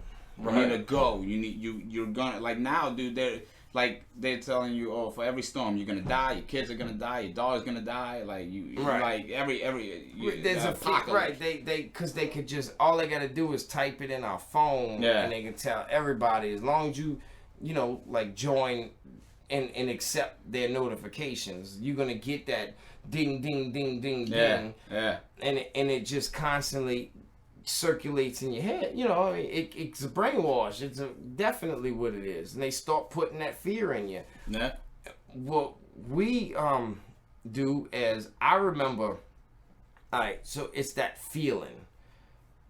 And for you, Tommy, you probably got that feeling just as much as, even more than us, because you had to go through that act. But, like, I don't know, there's this weird, dark, dreary feeling that I got when I finally evacuated. Like, when after we got everything packed up, we're getting ready to leave. Like, this was the right thing to do. Right. Even though you didn't want to do it, it's an inconvenience. You had to sit on the road for 8 hours to get to it. This is the right thing. It's like that say goodbye moment. You know what I mean? And I didn't feel like that the whole time I was well, yeah, riding because it you out. chilled. Yeah. Dude, I swear to God, I was like, bruh, this is like a dream. Like, I really didn't feel the sense of danger. I get it. I didn't feel it. And it's probably, you know, like, because you was in that moment. Like, you're in the game right now. I'm So thinking, you're not really- like, bro, I can't believe we really riding this thing out. Like, and dude, I ain't gonna lie, but once that water started to roll in, that's when shit, like, my mind changed right Oh, there. yeah, dude. Like Once that. I saw that water hit the top part of the door in our kitchen, and that thing was getting ready to come down, dude, I was like, yeah, bro, we was fucking rolling, like, Right. bringing all our ice chests up the stairs, building our little, I got pictures of the thing we built to get into the attic, and the hole you in the gotta, attic. yeah, you gotta bring those. Yeah, down. dude, Yeah, like, bro, They don't just stacking shit on top of bro, shit on top try, of shit. so we can Right. get in there, because it was like a little square. That's all it was. They didn't have no ladder, nothing. Yeah, no, I got one So in we, my hallway. bro, we put a dresser right there, some end tables. So we building our thing up, and dude, and like me and my mom's boyfriend went downstairs to grab the last 2 ice chests and the food. And bro, before we can, like, as soon as we grabbed it, the door came down and the water started pouring in. That's Bruh. literally a horror movie. It's It a is. horror movie. It is. Dude, and when we got up in the attic, bro, and it's like when we got up in there, there's like nowhere else to go. It was Right. just a closed You attic. claustrophobic. So, like, bro, that's when I panicked, bro. I started kicking this Right. wall in, and sure enough, bro, I got the picture of my foot. It swelled up like a balloon, bro.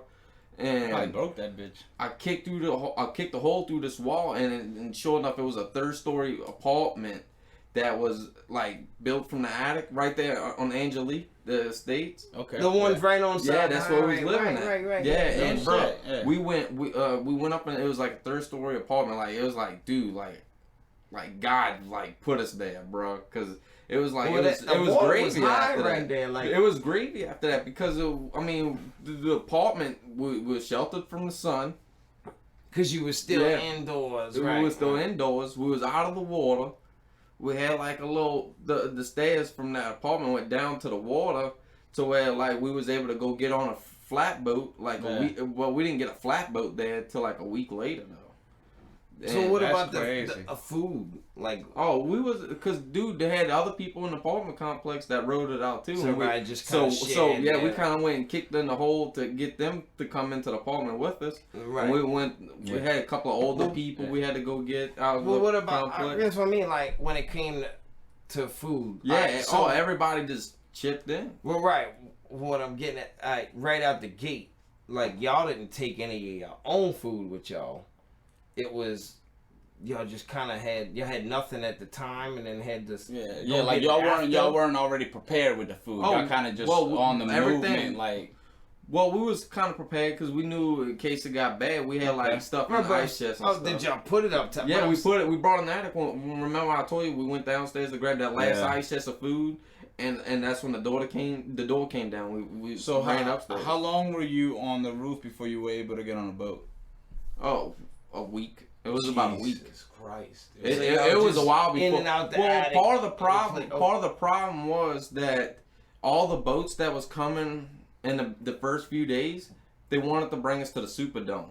And, y'all and, didn't want and nothing to do after with we heard the reports about what was happening in the Superdome, You were getting raped they was and like, shit, no, we feel more secure here. We would rather stay here until we figure another way Right, out. So- and I'll for be a honest week- with you, that was the right thing to do. It was. And we did, and what ended up happening, we never got no helicopter, none. We found this guy on a boat, and my mom and her boyfriend talked him into dropping us off at the Violet Levee. And when he dropped us off by the Violet Levee, we ended up walking all the way down the levee to St. Bernard Highway, and believe it or not, St. Bernard Highway was dry.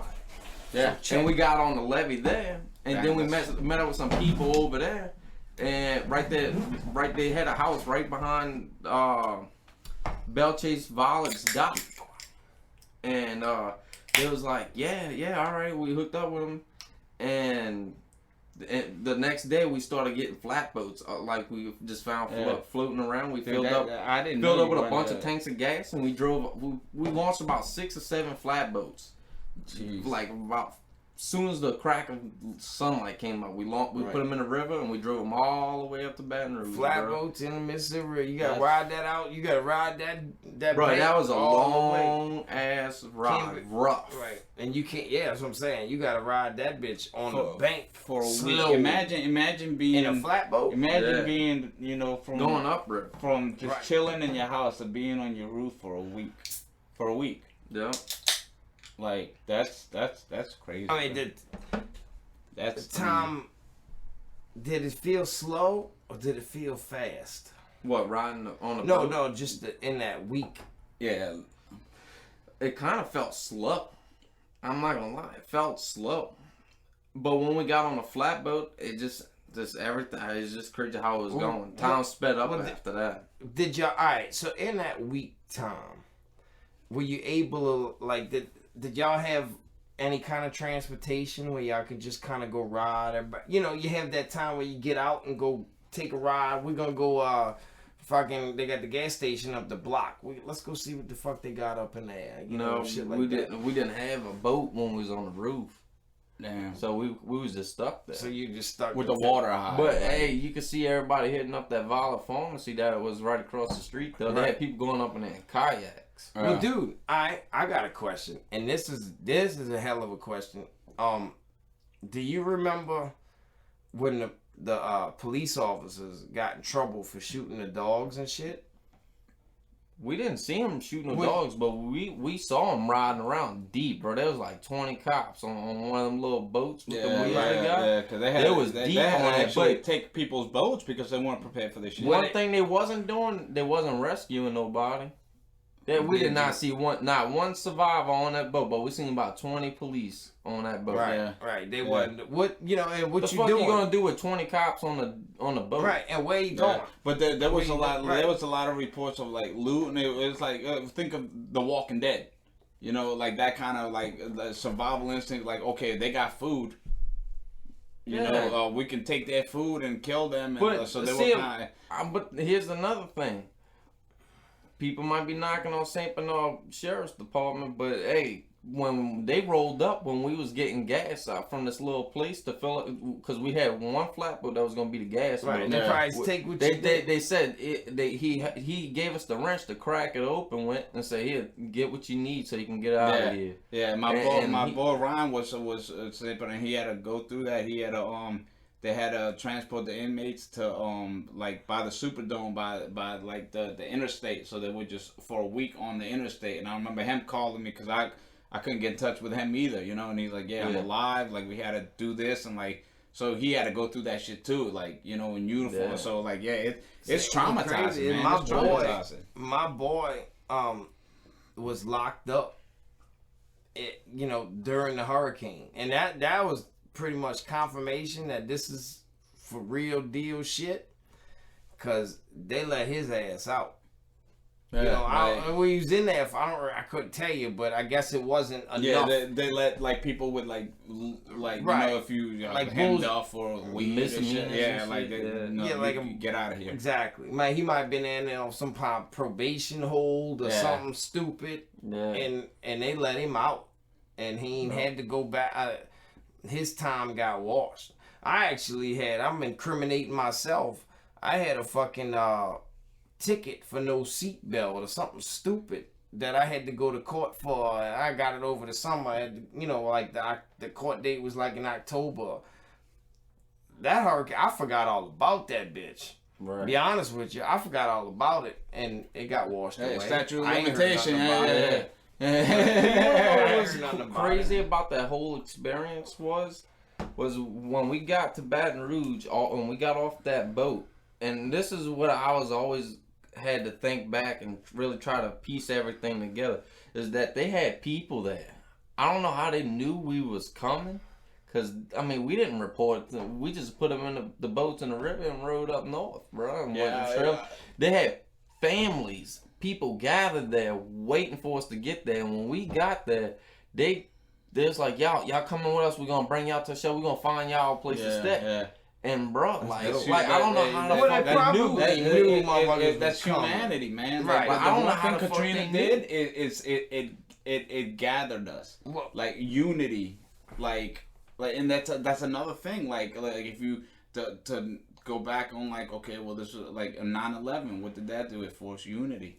Yeah. I'll give Forced you unity. my take on why they knew, and maybe they knew where, like, the river, you're only able to like get on top the levee of the river in certain places. Spot, yeah. Right. So they knew exactly, you know, somebody knew the river. Yeah. Knew exactly where. Well, if they're coming, we're going. But how the fuck they knew we was coming? They didn't know you was coming, but they knew somebody was coming. They know you was coming, but they know motherfuckers is coming. You know what I mean? Right. Like somebody's you know, coming. you ever seen that movie Bird Box? Yeah. How at the end, like they were like that's kind of probably what like somebody's gonna come and we're gonna be here to help them. Dude, these people was legit, bro. They brought us to their house. They called around to try to find us a hotel room. They was gonna pay for it. Saints, bro. They couldn't find a hotel room, so they found us a shelter, dude. And they rode around for hours. It was like 4:00 in the morning when they finally found this place. Yeah. It was called Queen of Angels in Opelousas. They drove from Baton Rouge to Opelousas. That's like an hour and a half ride away. So they drove for a long time trying to find us a spot. And that's weird because, like, the irony in all of it, like the people helped each other out from all over different all states. over, They didn't have to even go through it. Like we would help so much. The only time like we were like I was living in Orlando and everywhere we went, like it's like, oh, you from New York? No, you're not paying for your meal. You know, we're gonna take care of you. Only place we went was like to this Subway where like my boy actually like, hey, Subway. Subway. My boy's like, hey, you know, we're from New Orleans, can we get? And they're like, man, you got a Versace shirt on. He's like, I bought my clothes, not my house, bitch. Like, Right. but yeah, like, but like the reception that we got from strangers, it was. I mean, it's what we needed. Right. Like, they uplifted. It showed humanity. Like now, you know, like social media is kind of like everybody's against each other. No, that was like at like for the week, 2 weeks, 3 weeks after the storm, it was like everything was done out of love. Yeah. Check this out. And it actually turned after people knew that nobody's going home. And, you know, after the thing set in, and this is why I had went to, Baton Rouge area. That's where we stayed. I spent like a month there. And then once things started to clear up towards Slidell, I spent the rest of the time in Slidell until I was able to come back to the parish. Right. And get that FEMA trailer. You know, you sign up for the FEMA trailer and you gotta wait for that bitch to show up and all that bullshit. Well, anyway, I'm if I don't know where you was at. What city you was in? Orlando. So you spent your Katrina where you went after? Oh yeah, right. You said you went west. We pretty much stayed there we stayed there for a while, bro. All right.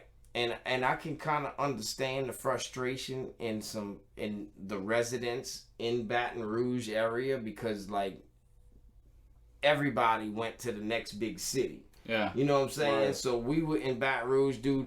Airline highway was bumper to bumper traffic all day long, dog. Like it was miserable. Well, anyway, I'm in the gas station and I'm, you know, checking out and I could tell y'all from New Orleans, how's everything going, you know, and I don't know, I was like, yeah, you know, kind of, you know, like we refugees, you know, so if this bitch behind me heard me use the word refugee and snapped on me. Come you on. don't know what a refugee is, bitch. We are the definition of a fucking Like, what refugee. the fuck? Like, you know, like, Yeah. what ready the or fuck? not. Right. You know, at the time, I'm like, man, fuck you. Who the fuck are you to judge me and how I feel? And I look back on it and I'm thinking maybe it's because, you know, they just frustrated. You know, they just want things, just like we want shit to go back to normal. They want shit just to feel go like back to taking normal. it out And on they somebody frustrated. and it was Right, you, bro. right. They frustrated. Yeah, but I mean, like we were literally the definition of a refugee. Yeah, I mean, you seek refuge. Yeah, we lost That's what the definition of a refugee. No, we didn't seek persecution from So a I would've crooked asked- communist government. I was working at I was Ponce's at the I would time. have asked though. So what are we? Actually, I want my last paycheck, Ponce's. Some Oh, you worked at Ponce? Yeah, I didn't get my last paycheck. And it took me 8 hours to get to Baton Rouge that day, bro. Jeez. Yeah. Did I ever tell y'all this? I didn't tell y'all. I told this story before. This was probably one of the scariest moments in my life during the evacuation. I had to piss, right? 8 hours on the road, you gotta piss. So we pulled over on the Sorrento exit, which is on the way, you know what I mean? That exit is like, there ain't no gas stations, there ain't no fucking... It's a pointless fucking exit. It It really is. is. I got off on that exit because I had to pee one time. Same thing happened to me. Wasting my fucking time. Well, check this out. Well, check. This is some gangster shit, son. I almost died that day, and I don't know how I survived. And this is why. I didn't know where to pee. The first pullover that I can find that seemed like somewhere where I can hide behind something was this junkyard. You know what I'm saying? Cujo was waiting on that. 2 Cujos, son. Not 1 Cujo, 2 Cujos. I'm pissing. I hear them chains, bro. No. Them chains, son. I turned behind me. They got 2 of the biggest fucking pit bulls I ever seen in my life. I mean, dog. And they like, bro. They just sitting there looking at me. I'd have literally probably passed out like on purpose to try to make it feel like I'm already like, dude, that you can't. That's crazy. Well, the only thing I can think is, don't look them in the eyes. Don't look them in the eyes. And that's what I did, bro. I finished pissing. Up the zipper, bro, and I walked slowly back to my vehicle. Just real casual. No, and dude, they didn't fuck with me, bro. That's crazy. But them motherfuckers watch, you know, like, knowing they hungry, like they, you know, they. well, it was just them motherfuckers probably was like, what the fuck? Them dogs was probably so confused. This dude just rolled this out. motherfucker got balls. Yeah. What the fuck? No, fuck This that. dude just turned around, piss on our, you know, like he's and pissing on our our parade, you know? Yeah. Bro, but they didn't growl. They didn't show me any aggression, nothing. It was weird. Like they just, made sure that I wasn't trying to do anything out of line, bro. Yeah. I mean, they were junkyard Let you dogs, know that like son. this is our house, so you do what you gotta do and get the But boy, fuck. had you turn around and looked them in the eye, though. Dude, that was the scariest. I'm telling you, that bitch. That's Dude, scary. like no, like that, dude. You can't outrun dogs. Like you do, like Fuck and no. people try to be hard. Man, I'm gonna punch that dog in the jaw. No, Right. that bitch will. You go. No, not like dogs are fucking dog. Like especially a pit bull. Like damn, No, that's you crazy. ain't running. No, You ain't fucking running. I'm telling you, these big bad motherfuckers, bro. They got the. It's not just pit bull. It's them. They cut up, bro. You got that stout look. yeah, like They that. fuck with the chain. They probably hanging on the dog on the tire. They doing all that like shit. this dude fought for Michael Vick. You know, like And they let me go. Thank God to them. I mean, they may have knew. They may have sensed, and that dog might have sensed the shit that's in the air. That's weird. Like, just because they can't tell you. Yeah, I'm gonna let you slide. Yeah, My we know way of what's looking going at on. them like, look, bro. And they had to survive that shit too. Don't fuck with me. Right. Yeah. Well, I don't think they got flooded in Sorrento like we got flooded back home. But yeah, they had to ride through the same thing. They could smell that shit. Them dogs probably, their owner probably didn't feed them for the day, bro. So this is probably like, take what you want, bro. Fuck this guy. Yeah, but this is initial evacuation. Nobody knows what's coming, but everybody's just trying to get out, And Yeah. the interstate's right behind. You don't know how good they are. Like the animals supposedly know that shit's coming before we do. Yeah. They feel it. You know, they And Sorrento, no. You if you got a piss, don't take that exit. just don't go to Yeah. I had to Shit. turn my ass back around, get on the interstate, and go to the next exit to find. Yeah, I know that. You gotta pee on exit's the side of the terrible. road. I mean, that's what I was doing. Like, I felt that way. I was like, why the fuck I can't, there ain't nowhere for me to go. Yeah. So, I don't know why I just didn't pee on the side of the road. Why I chose the spot with the fucking cars around it. Like, I needed, but dude, that's what See, I would have pulled right on the side of the interstate, went behind one of them trees right there that's on the side of the interstate. Well, at that time, you're right, but you've got thousands of, there's cars everywhere at that point. We Well, bump they with a should bump. understand, bro. Shit. Right, they should. We bump with a bumper. We also getting smoked out the whole time we on our way, bro. I don't want to deal with no cops. Honestly, that's what we were thinking. You want to know the truth? That's what we were thinking. We smoking up in this bitch. We get pulled over because I'm peeing on the side of the road. We're going to jail for fucking weed, and we don't know, Because that's in your mind, knowing, like, now Right. you looking All back, those like, man, things. they would have never They taken probably me to jail never for that even fuck shit. with But, us, right. Yeah, but, well, I mean, looking back, That's Yeah. what I'm thinking. That's why I had to go find, and God bless those pit bulls. I hope they. shout outs to Cujo 1 and 2. Right. Yeah. And who we at? Political correctness. Shout out to Dave Chappelle, bro, for showing the world that political correctness is really getting out of control, and the only way to pull it back that's his way of making America great again. That's his motto. Political. When I hear that, I hear fake as shit. Yeah. You're not giving me what you're not giving me what you feel. You're not giving me how you feel. You're giving me what political correctness. Like, no, I don't want to hear that shit. Like, I want to hear. And to me, I will respect a person's opinion, even if I don't agree with it at all. 0%. I'm gonna respect your opinion way more than you telling me what you think I want to hear by what the media dictates what you should say. Well, us as entertainers, it's our job, and it shouldn't even be our job. It should be something that everybody should be able to do.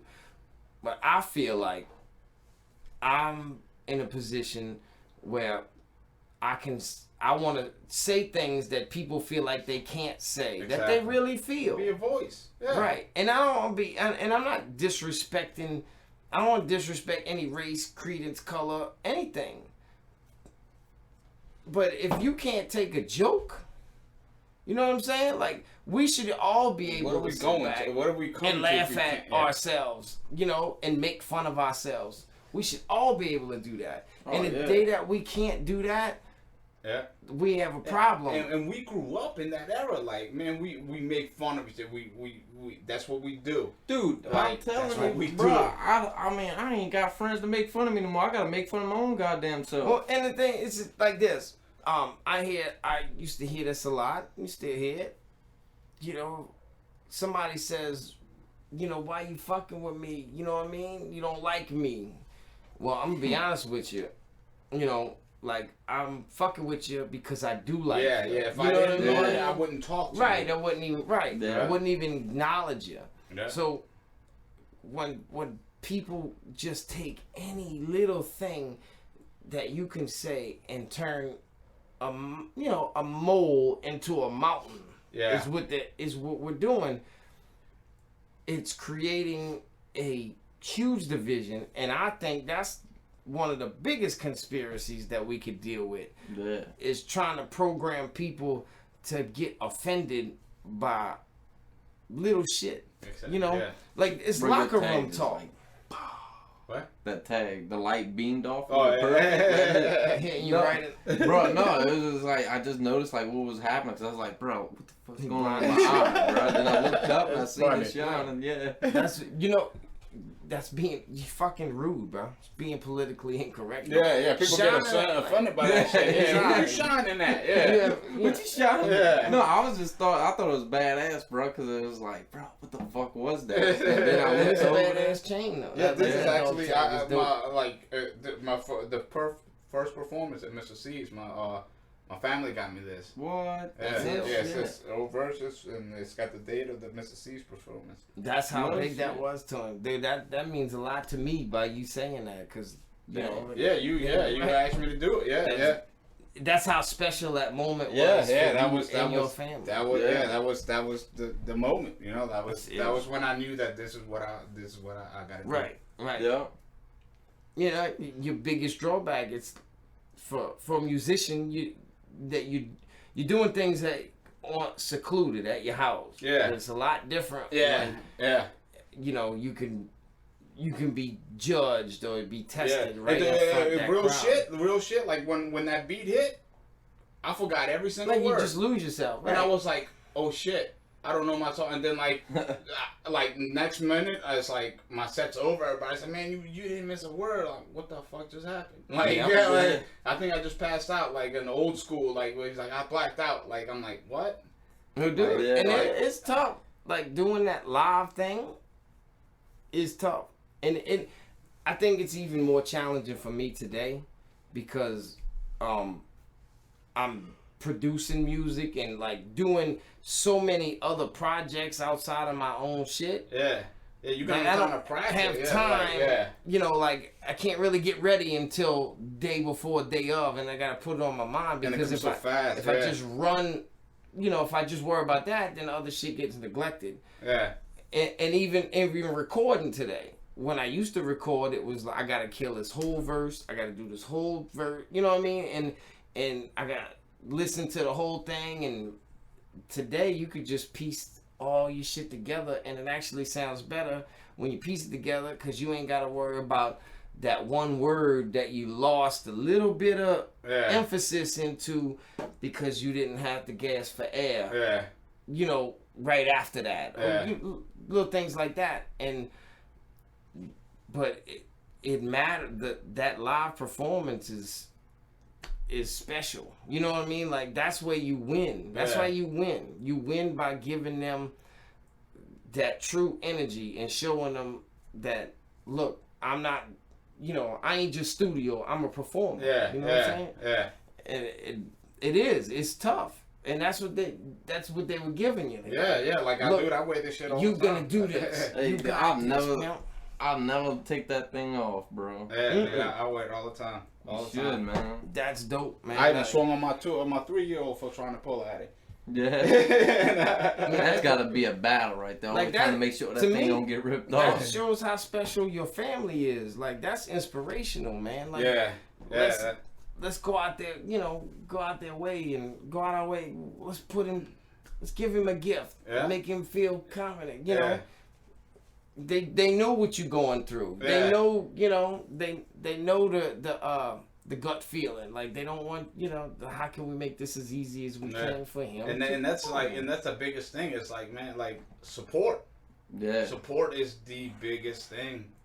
It's the biggest thing. It really does take a whole lot of pressure away. Yeah, I mean, it gives you confidence. It makes you, like it's like now it's like okay, like at first when I started this, like I didn't feel it because like I was kind of felt like okay at first when I started this, I had this entitled fucking mind frame. Like man, people supposed to like my shit day one.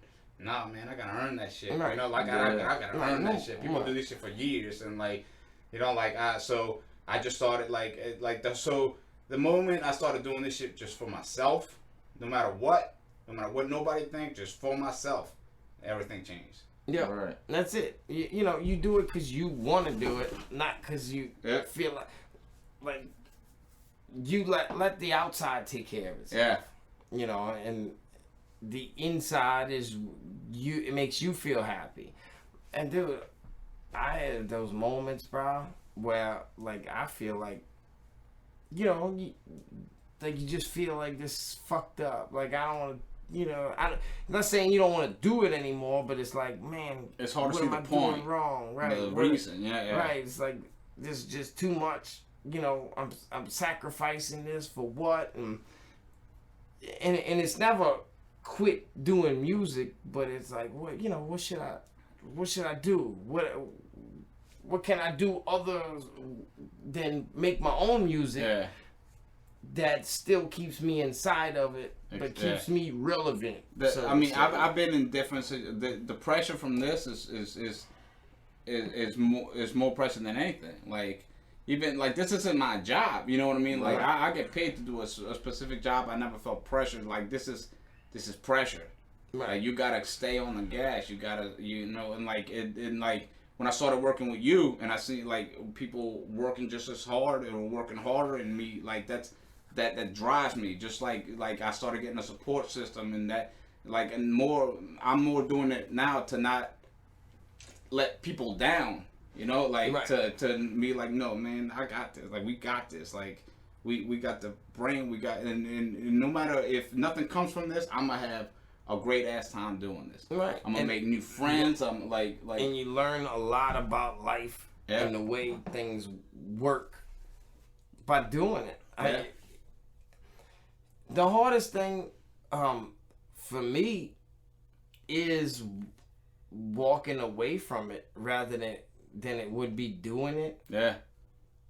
Because totally understand.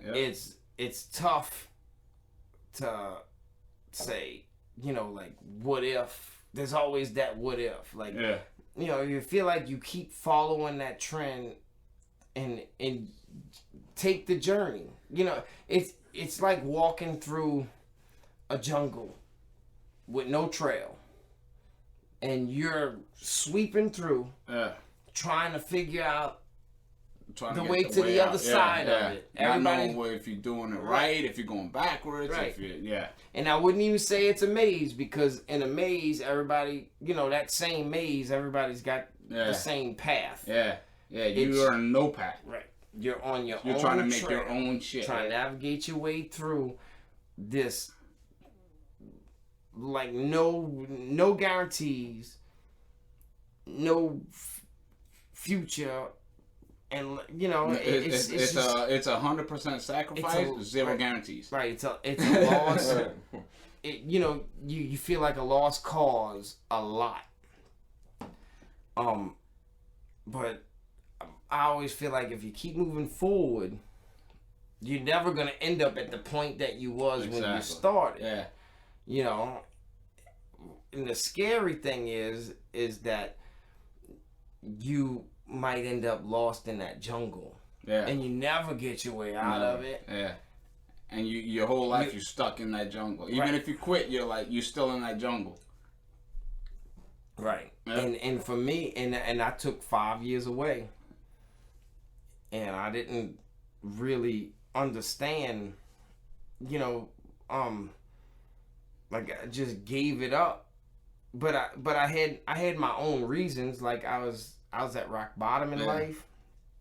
I needed to do something to propel my family to get in a position where, you know, we wouldn't be on the street on the corner of Claiborne and Legion Fields asking for money. Be dad. Like and because I gave everything to it. But, you know, truth is, you really need some kind of money to be able to get to that point. Like, I'm talking like everybody's like, man, like, aren't you kind of old to be getting into this? But I'm thinking, like, man, if I would started this at teen, like, I don't know, I wouldn't know what to write about. I wouldn't have the career that I can, like, fund a lot of my projects. Experiences to even rap about shit. Exactly. Like I would have spent my whole teenage 20s chasing this dream. How you have to stay on the gas. You gotta stay on the gas. And that's what makes this journey better than what the mainstream perceives it, is because, you know, you too old to be doing hip hop. Well, that's that conspiracy bullshit. Exactly. Which is, if there's any conspiracy that's for real, that's definitely for real when it comes to the music business. And at first I was kind of like, man, but now it's like, nah, I'm just listening to my music. They want people to think that hip hop is, you too old to be doing that. Cause truth is, hip hop's the most knowledge base motherfucking information. Yeah. business in the whole game. So they don't want the old guy that's able to teach and preach and make it sound good. Nope. So that's what they perceive. So they make people feel like they don't belong. Yeah.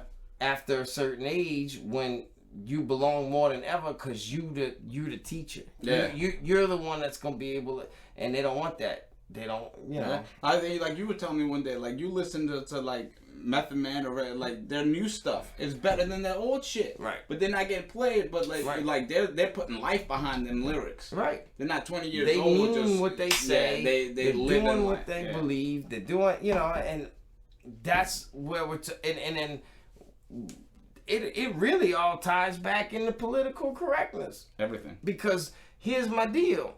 You gonna let this motherfucker go on the radio, and I don't care, you know, no disrespect to any of your, you know, your mumble rappers out there, cause I done laid that down. I said what I had to say. I kind of feel bad about it. I did my Fab Five Freddy record. I don't know if y'all ever heard it, and I shit on him. I take a step back. I kind of step my position. I don't want to disrespect you, but my deal is this: is that if they can do that, there's no reason why we shouldn't be able to say, you know, they're suppressing the OGs. Yeah. Paul McCartney, who we talk about in the Beatles, they remain mainstream. Fucking Mick Jagger. Yeah, they're doing Super Bowls and shit. Right. Mick Jagger and the Rolling Stones were bigger. They're bigger now than they were back then. Yeah. You know what I mean? Like they and they're shells of and themselves. It's almost like if the older they got, the better they got. Yeah. Hip hop, the older you get, the worse. You the know, more like knowledge you can put right. into The it. less you're not gonna forget words. Your worth is a whole lot less. Yeah. And it should be the opposite way around. And it's the perception. Yeah, it was created in a young man's game, but we need it. The problem, right? And the problem is this: is that the radio is controlling all this shit. So they're making the masses think that, like, the hip hop that they want to listen to don't exist no more. Exactly. When it's all over the place, they when just in gotta actuality, the hip hop that you want, they don't even want to be on the radio. Right. Like, it's more important for you to click on that Spotify link and search them and go click that than for them to play the right. Like if they play my shit on the radio, I probably wouldn't even listen because I don't listen to the radio. No, I don't listen to the radio either. Nobody. Those days are over. Yeah, it's over. So, well, yeah. And we didn't get into political correctness. We'll talk about that shit next week. But this conversation led us in the right direction.